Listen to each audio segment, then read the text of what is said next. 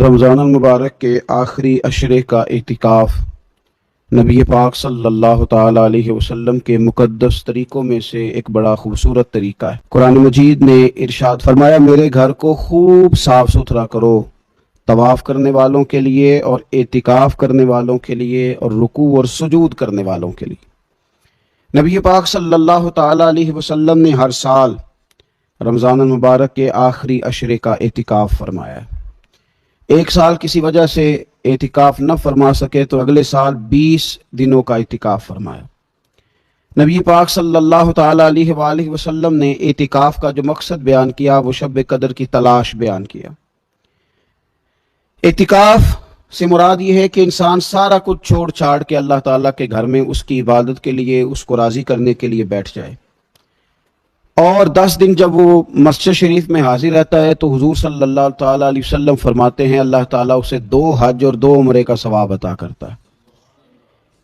इतिकाफ के अंदर कुछ बातें बड़ी ज़रूरी होती हैं, जैसा कि इंसान को बिला ज़रूरत है तभी मस्जिद से बाहर नहीं आना, उसको कोई फजूल बात नहीं करनी, उसको कोई ऐसा काम नहीं करना कि जो शरीयत इस्लामिया जिससे मना करती हो। इसके साथ साथ कुछ एतिकाफ के आदाब भी हैं कि उसने 10 दिन मस्जिद के अंदर रहना है तो आखिर उसने करना क्या है।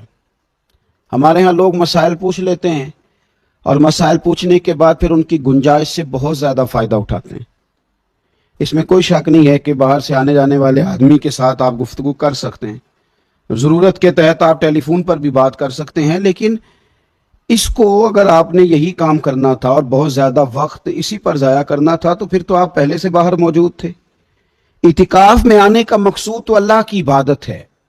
इतिकाफ में जब आप आ गए तो इसका मकसद है कि आप कुछ दिनों के लिए लोगों से कट के अल्लाह की बारगाह में हाजिर हो गए, आपने अपने रब को राज़ी करने का इरादा कर लिया। तो इतिकाफ में एक तो शौक से आए। हमारे उलमा ने लिखा है कि ज़िंदगी में एक बार तो इतिकाफ कारी लेना चाहिए, इस पर तवज्जो हो ही जानी चाहिए। वक्त मिलना तो ज़िंदगी में प्रॉपर तरीके से तो बड़ा मुश्किल होता है, लेकिन वक्त निकाल के इतिकाफ में एक दफ़ा तो ज़िंदगी में आ ही जाना चाहिए। और किसी को हर साल मौका मिल जाए तो फिर तो क्या ही बात। तो इतिकाफ के अंदर जो काम हमने करने उनमें सबसे ज़्यादा और सबसे प्यारा काम यह है कि कसरत के साथ कुरान पाक की तिलावत करें। नबी पाक सल्लल्लाहु ताला अलैहि वसल्लम रमज़ान मुबारक में कुरान पाक का दौर फरमाते थे हज़रत जिब्रील अमीन अलैहिस्सलाम के साथ। और जिस साल हुजूर का विसाल ज़ाहिरी हुआ उस साल हुजूर फरमाते हैं 2 मरतबा कुरान पाक का दौर किया। 2 दफ़ा हुजूर ने हज़रत जिब्रील अमीन को कुरान शरीफ सुनाया और 2 दफ़ा उन्होंने नबी पाक सल्लल्लाहु अलैहि वसल्लम को सुनाया। पूरे 10 दिन आप मौजूद हैं और अगर आप 10 दिन पूरी तवज्जो के साथ कुरान मजीद के मखारज पे लगाएंगे तो उम्मीद है कि बहुत हद तक आपको कुरान मजीद समझने में, पढ़ने में आसानी होने लगी। दूसरा, इतिकाफ में जब आप मौजूद हैं तो आपको कोशिश करनी है कि आप मुहासबा नफ्स पर तवज्जो दें। आप अपने ऊपर गौर करें, जिंदगी में कौन सी ऐसी गलतियां हैं जो जान नहीं छोड़ रही, उनकी किस तरह करके इस्लाह की जा सकती है। कौन से ऐसे काम हैं जो मैं करता हूं तो उस गलती में ज्यादा मुब्तला हो जाता हूं, और कौन सी ऐसे काम हैं, कौन सी ऐसी जगह हैं जहां मैं जाता हूं तो मेरा उन गलतियों से निकलने में मुझे वो जगह और वो काम मददगार होते हैं। तो अपने मुहासबा नफ्स पर तवज्जो दी जाए। एतिकाफ के 10 दिनों में मौका मिलता है इंसान को अपने लिए सोचने का। हज़रत मुजद्दद अल-फ़िसानी शेख अहमद फ़ारूक सरहंदी रहमतुल्लाह ताला अलैह से किसी ने पूछा था कि दुनिया में खुश नसीब शख्स कौन होता है, तो फरमाया जिसे दीदे कसूर हासिल होती है।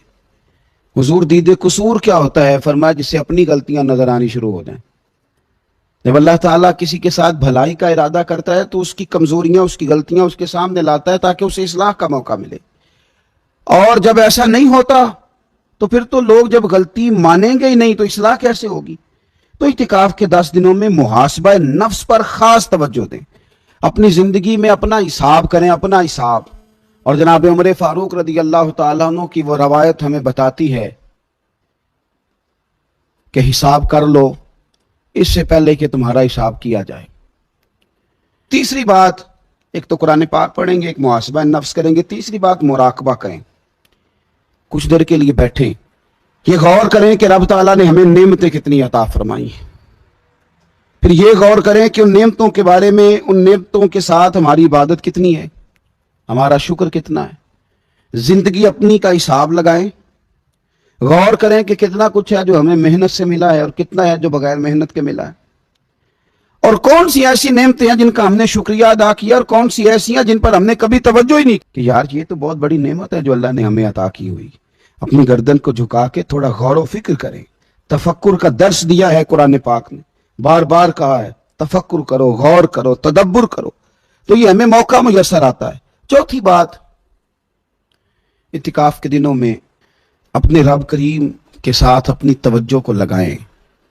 قرآن حکیم نے جو کہا نا کہ رب کی عبادت اس طرح کرو کہ تمہیں نا یقین حاصل ہو جائے، کھل کر اس کی بارگاہ میں سجدے کریں، دعائیں مانگیں۔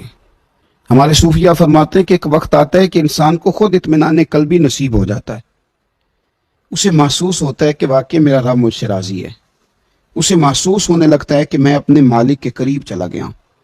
وہ اس کثرت سے نفل پڑھتا ہے، اس ذوق کے ساتھ وہ اس کی بارگاہ میں دعائیں کرتا ہے، اس شوق کے ساتھ وہ تلاوت کرتا ہے، خود محسوس کرنے لگتا ہے کہ اب میرا دل لگنے لگ گیا ہے، اب میں دعا مانگتا ہوں تو مجھے لگتا ہے کہ قبولیت میری دعاؤں کے قریب آنے لگی ہے۔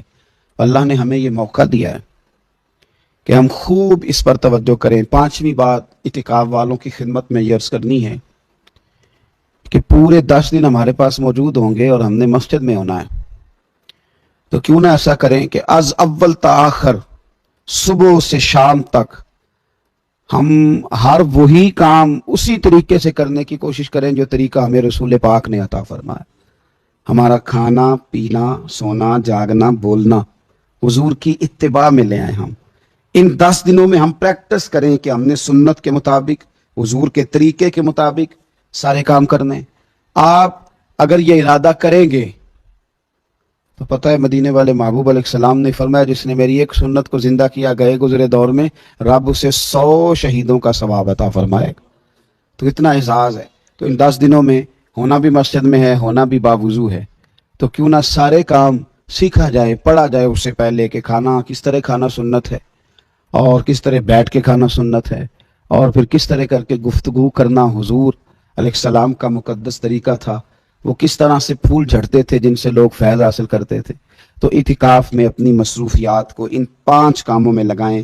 ایک تو تلاوت قرآن حکیم کریں، دوسرا محاسبہ نفس، تیسرا مراقبہ کریں، تدبر کریں، غور کریں اپنے اوپر بھی اور اللہ تبارک و تعالیٰ کی نشانیوں پر بھی، اور چوتھا یہ کہ کوشش فرمائیں کہ ہم اپنی عبادت کو، اپنی دعا کو، اپنے استغفار کو اس طرح کا بنائیں کہ ہمیں محسوس ہو کہ قرب الہی کے جانب ہمارا سفر ہے۔ اور پانچواں، ان 10 دنوں میں سنت اور شریعت کی وہ ساری چیزیں جس کا دین ہم سے مطالبہ کرتا ہے۔ لو انزلنا هذا القرآن على جبل لرأيته خاشعا متصدعا من خشیۃ اللہ، فرمایا یہ قرآن اگر پتھر اور پہاڑوں پہ نازل کرتے تو وہ اللہ کے خوف سے ریزہ ریزہ ہو جاتے۔ وَتِلْكَ الْأَمْثَالُ نَضْرِبُهَا لِلنَّاسِ، یہ مثالیں ہم لوگوں کے لیے بیان کرتے ہیں تاکہ تم ان سے عقل حاصل کرو، نصیحت کرو۔ پھر ایک آیت جو 10ویں ہے سورہ حشر کی، وہ بیچ میں رہ گئی، اس پر بھی توجہ کریں۔ یہ جو آیت ہے یہ اِصال ثواب کی اثر ہے۔ وَالَّذِينَ جَاءُوا مِن بَعْدِهِمْ يَقُولُونَ رَبَّنَا اغْفِرْ لَنَا وَلِإِخْوَانِنَا الَّذِينَ سَبَقُونَا بِالْإِيمَانِ۔ بڑے غور سے ترجمہ سننا ہے آپ نے اس آیت کا۔ فرمایا جو کہتے ہیں اس مال میں ان کا بھی حق ہے جو ایمان والوں کے بعد آئے، یعنی کچھ ایمان والے رخصت ہو گئے اور پھر یہ ان کے بعد آئے، تو یہ کیا کہتے ہیں؟ یہ کہتے ہیں ربنا اغفر لنا، اے اللہ ہمیں بھی بخش دے، وَلِإِخْوَانِنَا الَّذِينَ سَبَقُونَا بِالْإِيمَانِ، اور ہمارے ان بھائیوں کو بھی بخش دے جو ہم سے پہلے ایمان لائے، یعنی جو دنیا سے چلے گئے، یا اللہ ان کی بھی بخشش ہے۔ تو پچھلے جو ہوتے ہیں وہ جانے والوں کی بخشش کی دعا کرتے ہیں۔ اب لوگ فٹافٹ کہہ دیتے ہیں کہ اصال ثواب کا کیا مطلب ہوا، جانے والا جو کر کے گیا اسے اجر ملے گا۔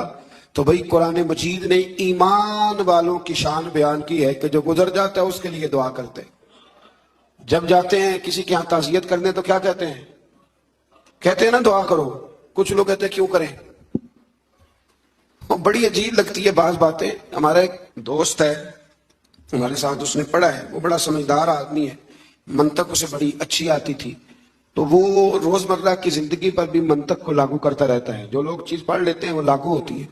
ایک بڑے خاندان سے اس کا تعلق ہے، تو دارے بنے ہوتے ہیں نا، دارے، اسی طرح انہوں نے جگہ دی ہوئی تھی، جتنے لوگ بھی فوت کی یا کوئی خوشی کا موقع آتا تھا تو وہاں لوگ تقریبات کرتے تھے، پہلے دائرے اسی مقصد کے لیے ہوتے تھے، پھر مہراج آلوں نے وہ جگہ پر کر دی۔ تو وہ کہتے ہیں کہ ایک نماز جنازہ تھی ہمارے گاؤں میں، تو ایک صاحب نے نماز پڑھائی، تو بعد میں ہم نے کہا دعا کر لو، تو کہنے لگا جنازے کے اندر ہی آ گئی، دعا جنازے کے اندر ہی ہے۔ تو کہتے ہیں وہ آلو گوشت کا شوربہ پکا ہوا تھا، تو میں نے کہا حضرت کو میری بیٹھک میں لاؤ، کھانا کھلانا ہے۔ کہتے ہیں وہ کھانے کے لیے بیٹھے تو تھوڑا مرچ زیادہ ڈال دیا شوربے میں، تو فوراً کھانے کے بعد انہوں نے پانی مانگا، تو میں نے کہا شوربے کے اندر پانی بھی ہے، اس کے اندر پانی؟ تو کہنے لگے نہیں یار تو اب ادھر پر چلا گیا، کدھر پانی پلایا، میرا منہ جل رہا ہے۔ تو کہنے لگے آپ نے وہاں تو کہا تھا کہ دعا اندر ہی ہے، تو باہر نہیں ہونی چاہیے، تو یہاں بھی پانی شوربے کے اندر؟ کہتے میں نے اسے کہا اٹھا قسم پانی ہے کہ نہیں؟ کہنے لگا جی شوربہ تو پانی سے ہی بنتا ہے۔ تو میں نے کہا دوبارہ کیوں پی رہا ہے؟ اور ہر بندہ پی رہا ہے روٹی کے ساتھ پانی، تو کیوں پیتے ہو؟ شوربے میں پانی نہیں؟ یہ تو ہوئی منطقی دلیل۔ اب میرے رسول پاک علیہ السلام نے فرمایا جو دعا تم فرض نماز کے بعد مانگتے ہو رب ضرور قبول فرما لیتا ہے، اللہ اپنے فضل سے قبول فرماتا ہے۔ تو نماز کے اندر دعا نہیں مانگی تھی ربی جعلنی مقیم الصلاۃ؟ مانگی تھی، تو نماز کے بعد کیوں مانگی؟ اس کا مطلب ہے کہ دعا دعا ہی ہوتی ہے، وہ ہر وقت مانگے جب دل کرے مانگے، جنازے کے اندر بھی مانگے اور جنازے کے، اور اس پر حدیث ابو داؤد شریف میں موجود ہے، نبی پاک نے فرمایا جب جنازہ پڑھ لو تو مخلص ہو کر پھر دعا مانگو، مخلص ہو کر۔ اب بڑی عجیب بات ہے نا جی کہ لوگ کہتے ہیں کہ دعا بھی مانگنی ہے نا، اللہ سے بھی مانگنا ہے، تو ہم سے پوچھ کے مانگو کب مانگنا ہے کب نہیں مانگنا۔ بھئی رب سے مانگنا ہے، اس کے بندے۔ شب برات والے دن مجھ سے کسی نے سوال پوچھا کہ لوگ کہتے ہیں اس رات عبادت کرنی چاہیے کہ نہیں کرنی چاہیے۔ ایک ٹی وی اسٹیشن پر میں جا رہا تھا، ہماری شاید وہ پاکستان کی سب سے بڑی مسجد ہے، اس میں مجھے موقع مل رہا تھا، تو مجھے روک لیا، کہنے لگے جی آپ یہ بتائیں کہ اس رات عبادت کرنی چاہیے کہ نہیں کرنی چاہیے؟ تو میں نے کہا یار بڑے عجیب آدمی ہو، کئی دفعہ پہلے میں یہ بات عرض کر چکا ہوں، میں نے کہا اللہ کی عبادت بھی کسی سے پوچھ کے کرنی ہے؟ عبادت کس کی کرنی ہے؟ کرنی کس نے؟ تو مشورہ لے گا ساتھ والے سے، یعنی کسی کو شناختی کارڈ دکھائیں گے کہ یہ شناختی کارڈ ہے، اگر تو اجازت دے تو نفل پڑھ لیں؟ یہ کیا فلسفہ ہے؟ آپ بھی فٹافٹ الجھ جاتے ہیں، بھئی ہم جانے ہمارا خدا جانے۔ تو اس لیے اہل ایمان اپنے ان گزر جانے والوں کے لیے بخشش کی دعا کرتے ہیں۔ پھر سورہ حشر کے آخر کے اندر اللہ تعالیٰ نے اپنے اسماء کا ذکر فرمایا ہے، پڑھتے ہیں نا ہم وہ آیتیں، واللہ الذی لا الہ الا هو عالم الغیب والشہادۃ هو الرحمن الرحیم۔ آگے سورہ ممتحنہ شروع ہوتی۔ میں نے آپ سے کہا تھا کہ اسی بہانے صورتوں کے نام بھی یاد کر لیتے ہیں۔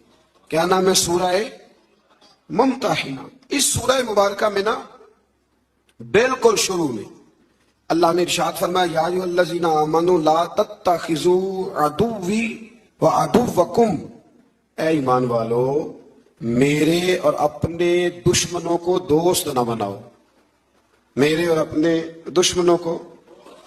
اور پیچھے بھی گزر چکا ہے، وقت نہیں تھا میں وہاں روک نہیں سکا، فرمایا جن کے دلوں میں اللہ نے ایمان رکھا ہے نا وہ رب رسول کے دشمنوں سے کبھی دوستی نہیں کرتے۔ دوستی مسلمان سے، دوستی اللہ رسول کے دشمنوں سے کوئی دوستی نہیں ہے۔ رب رسول کے دشمنوں سے کیا دوستی کرنی؟ اعلیٰ حضرت فرماتے ہیں ملحدوں سے کیا مروت کیجیے، جو ہے ہی بے دین اس سے مروت کا رشتہ رکھنے کا کیا معنی؟ یہاں نا لوگوں میں جذبہ تھوڑا زیادہ اٹھتا ہے، تھوڑا زیادہ جذبہ اٹھتا ہے، انسانیت کو دو گز آگے گزر جاتی ہے۔ نبی پاک علیہ السلام جنازہ پڑھانے گئے تھے اور قبرستان پہنچ کے کہا تھا میں اس بندے کا جنازہ نہیں پڑھاؤں گا، ترمذی میں موجود ہے۔ حضور کیوں؟ فرمایا عثمان غنی سے بغض رکھتا ہوا مرا ہے۔ تو جب عثمان کے بغض والے کا نبی پاک جنازہ نہیں پڑھاتے جو رحمت للعالمین ہے، تو ہمارے اندر کوئی انسانیت نہ کو دو گز آگے گزر کے بھائی انسانیت اور چیز کا نام، کیا اس بندے میں بھی کوئی انسانیت ہے جو نبی پاک کی بے ادبی کرتا ہے؟ اس میں بھی کوئی انسانیت ہے جو صحابہ کی بے ادبی کرتا ہے، اہل بیت کی بے ادبی کرتا ہے؟ تو آپ پہلے دیکھ تو لے کہ ماجرا کیا ہے۔ تو فرمایا میرے اور اپنے دشمنوں کو کبھی دوست نہ بناؤ۔ پھر اس سے آگے سورہ ممتحنہ میں نا آیت نمبر 10 میں بہت ساری عورتیں نا ہجرت کر کے مکے سے مدینے آنے لگ گئی تھی، بہت ساری، اور کچھ بلا وجہ بس ایسے تھوڑا سا اختلاف ہوا تو آنے لگی۔ تو اللہ تعالیٰ نے آیت نمبر 10 میں فرمایا کہ ہجرت کر کے آنے والی عورتوں کے بارے میں مومنوں سے فرمایا کہ ان کے ایمان کا یقین ہونے کے بعد، جب جمعہ طے ہو جائے کہ واقعی یہ ویسے نہیں آئی، مومنہ ہے اس لیے آئی ہے، فرمایا یقین ہونے کے بعد انہیں کفار کی طرف مت لوٹاؤ، اور فرمایا مومن عورتیں کافروں کے لیے حلال ہیں، نہ کافر مرد مسلمانوں کے لیے حلال ہیں۔ نیز فرمایا کہ مسلمان بھی کافر عورتوں کو اپنے پاس نہ رکھے، وہ بھی افاری کر دیں۔ ایک وقت تک جائز تھا کہ جب تک ابھی ظاہر ہے لوگوں کے ماحول اس طرح کے تھے کہ خامد کلمہ پڑھتا تھا تو بیوی نہیں پڑھتی تھی، تو بیوی کلمہ پڑھتی تھی تو خامد، ایک وقت کے لیے اس کو ابھی گنجائش دی گئی، لیکن جب حالات اس طرح کے ہوئے کہ اللہ نے اسلام کو غلبہ دیا تو پھر منع کر دیا، فرمایا اگر تمہاری عورت کافر ہے تو اب تمہارا نکاح قائم نہیں۔ کچھ لوگ ابھی بھی فتوے اٹھا کے لاتے ہیں، بالخصوص باہر کے ممالک سے ایسے بہت سارے لوگ سوالات بھیجتے ہیں، کہتے ہیں جناب سنا ہے اہل کتاب کے ساتھ نکاح کرنا جائز ہے۔ تو میں نے کہا وہ اہل کتاب وہ ہوتے تھے جو اللہ کی توحید پر کامل یقین رکھتے، یہاں تو یہودی حضرت عزیر کو اللہ کا بیٹا مانتے معاذ، عیسائی حضرت عیسیٰ کو اللہ کا بیٹا مانتے ہیں، تو اہل کتاب کہاں سے ہو گئے؟ تو مشرک ہے۔ وہ اہل کتاب تھے، وہ ہر نبی کو اللہ کا بندہ اور نبی جانتے تھے، کسی کو بیٹا نہ کہتے تھے۔ تو یہ تو مشرک ہیں، شریک بناتے ہیں اللہ کے۔ یہ اہل کتاب تو ڈھونڈنے سے ملے گا آپ کو کوئی اہل کتاب، اللہ سمجھنے کی توفیق عطا فرمائے۔ تو ایسے ہی بڑی جلدی رو میں نہ بہنا چاہیے بلکہ تحقیق کرنی چاہیے۔ اور پھر ہوتا یہ ہے کئی دفعہ کہ ہم لوگوں کا پروگرام بن چکا ہوتا ہے، نکاح کرنے کا پروگرام طے ہو چکا ہوتا ہے، اب یہ واقعات تیزی سے ہوئے ہیں تو ہمیں بھی تھوڑے سے تجربات ہونے لگے ہیں۔ اب کوئی آدمی کسی عورت کو لے کے آتا ہے نا، اسے کلمہ پڑھا رہے، مسلمان ہونا چاہتی ہے، تو میں پوچھتا ہوں کیوں ہونا چاہتی ہوں؟ وجہ تو ہوتی ہے نا دین بدلنے کی۔ آپ ایک نیا نظریہ قبول کر رہے ہیں، الحمدللہ بڑا اچھا کر رہے ہیں، پر وجہ بھی تو بیان کریں نا۔ تو اکثر وجہ یہی سمجھ میں آتی ہے کہ انہوں نے شادی کرنی ہوتی ہے زیادہ تر، تو وہ اب جی شادی ہونی ہے تو لہذا کلمہ پڑھا دیں۔ تو یہ آپ مرد کی خاطر کلمہ نہ پڑھیں، نہ مرد عورتوں کی خاطر کلمہ پڑھیں۔ کلمہ جب بھی پڑھیں اللہ رسول کی رضا کے لیے پڑھیں، یہ اس لیے نہ کلمے پڑھیں کہ ہم نے شادیاں کرنی ہیں، شادی کا پروگرام بنا ہوا تھا تو لہذا۔ اور ایسے ایسے عجیب معاملات، ایک دفعہ ایک میرے پاس مسئلہ آ گیا کہ ایک عیسائی عورت ہے تو وہ کلمہ پڑھنا چاہتی ہے، تو میں نے کہا ٹھیک ہے لائیں، دیر نہیں کرنی چاہیے مسلمان کرنے میں۔ تو میں نے تھوڑی سی اس سے تحقیق کی تو مجھے پتا چلا کہ وہ اپنے خامن سے جان چھڑانا چاہتی ہے، کلمہ پڑھ لے گی تو نکاح خود بخود ختم ہو جائے گا، تو جان چھڑانا۔ تو آپ تحقیق کریں ضرور، اس پہ غور کریں۔ اور بڑے سارے لوگ جو سپورٹر بن جاتے ہیں وہ بھی ضرور سوچیں کہ آخر وہ بتائے تو صحیح اسے کس چیز نے متاثر کیا ہے۔ بڑے کم لوگ آپ کو ایسے ملیں گے جو متاثر ہو کے تحقیق کر کے دین کو دل سے قبول کر کے آتے ہیں۔ ایسا کوئی آئے تو اس کے تو پیروں کے نیچے پر بچھا دینی چاہیے، آنکھیں بچھا دینی چاہیے، اس طرح کا کوئی آئے، اللہ توفیق عطا فرمائے۔ آیت نمبر 12 میں اللہ تعالیٰ نے نبی پاک صلی اللہ علیہ وسلم کو فرمایا کہ اگر مومنات صحابیات آپ سے ایک طے شدہ دستور اور منشور پر بیعت کرنا چاہیں تو ان کی بیعت قبول کیجیے اور ان کے لیے اللہ سے استغفار کیجیے۔ ایک منشور تھا، وہ منشور یہ تھا کہ اپنی اولاد کو قتل نہیں کریں گی، منشور یہ تھا کہ کسی پر زنا کی تہمت نہیں لگائیں گے، اور نبی کریم علیہ السلام جو نیک کام کا حکم دیں گے اس میں نافرمانی نہیں کریں گے۔ تو حضور نے عورتوں سے بیعت لی، اسی سے ہمارے علماء نے لکھا ہے کہ عورت کسی پیر کامل سے بیعت کرنا چاہے تو اس کی بیعت کرنا بالکل درست ہے، چونکہ عورتیں یہاں بیعت کرتی تھی لیکن نبی پاک نے کسی عورت کا ہاتھ پکڑ کے مرید نہیں کیا، بلکہ حضور جملے ارشاد فرماتے تھے اور عورتیں جواب میں وہ جملے کہتی جاتی تھی، اسی کا نام بیعت ہے۔ تو آج بھی اگر اس طریقے پہ با پردہ رہ کے کوئی خاتون کہیں سے کوئی سبق لیتی ہے، کوئی روحانی اسباق یاد کرتی ہے، تو اس کے لیے یہ سنت اس آیا سورہ ممتحنہ کی آیت نمبر 12 میں موجود ہے۔ آگے سورہ صف شروع ہوتی، اس سورت کے بالکل شروع میں نا اللہ تبارک و تعالیٰ نے ایک خاص حکم دیا ہے، ایک خاص بات کی طرف توجہ ارشاد فرمائی ہے۔ فرمایا یا ایھا الذین آمنوا لما تقولون ما لا تفعلون، اے ایمان والو تم ایسی بات کیوں کہتے ہو جو تم کرتے نہیں۔